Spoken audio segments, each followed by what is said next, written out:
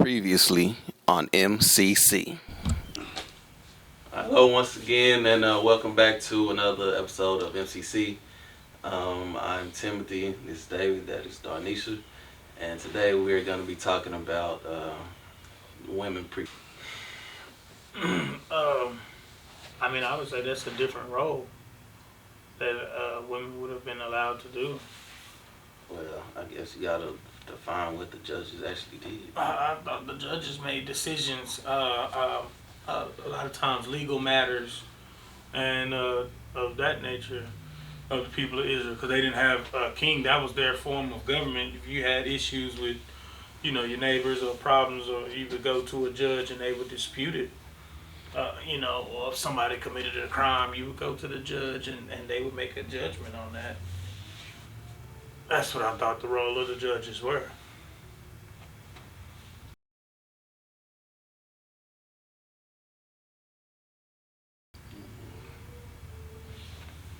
Yeah, but I guess because people have a different connotation what a judge is today. Because I would just call that a mediator.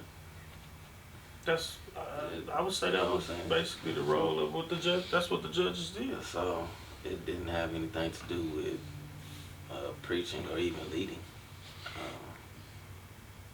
What about the prophetess title? I think we so something that would be closer to us, or at least that we should have studied the last few weeks. Mm-hmm. It referred to the Bible refers to Miriam, Moses' sister, as a prophetess. I thought that was just because of the encounter with God that they had, as far as Him speaking to them. I thought that's what qualified you as a prophetess. I thought that's what they meant. I would just say that there's a lot of instances where God used women in certain different situations. All throughout the Old Testament. So I wouldn't say that's nothing new for a woman to be used by God, but it's the capacity.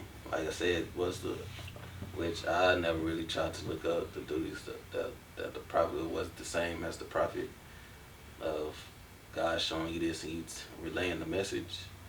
So that's why they saying it's equivalent to preaching. Is that the argument? There's a lady in the New Testament around the birth of Jesus. I believe her name is Anna. The Bible calls her a prophetess. What does that mean? I mean, even if you just relaying the message, like you said, all Christians are supposed to do that. So why do you need to have this position of preacher or pastor or whatever? Or even prophets, like that's one thing I would say that definitely changed having, those specific titles or whatever. Go ahead. I was just remembering in the Sunday school lesson, didn't it say like if you were a prophet or a prophetess, that God would like come to you or it would be revealed to you in like a dream or whatever. So I'm assuming like Timothy already said, like a messenger, or like that's how God talks to them, relaying I guess the message of whatever God said. But I mean, it doesn't necessarily say how. I don't know if the how matters. Yeah. Honestly, because I think it's just the bringing out the message, would be enough for me anyway. But if you pay attention, you can do that to every Christian.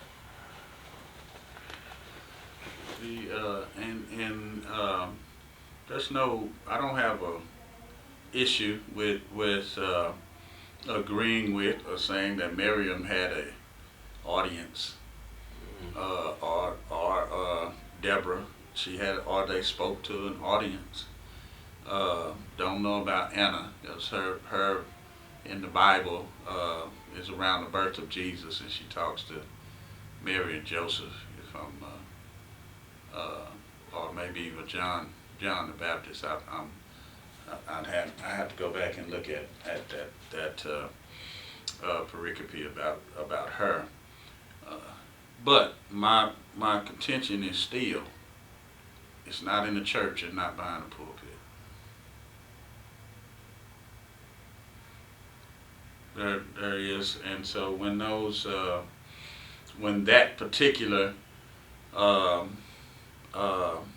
reasoning comes up, my response is always not in the church and not behind the pulpit.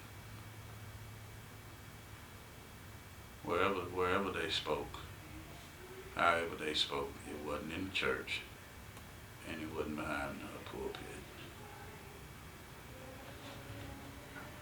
And there are instances and principles in Scripture where things happened or people did things that happened, and that that God didn't necessarily punish or didn't punish or do anything negative in response to it, but that does not mean that it was the established way of things being done.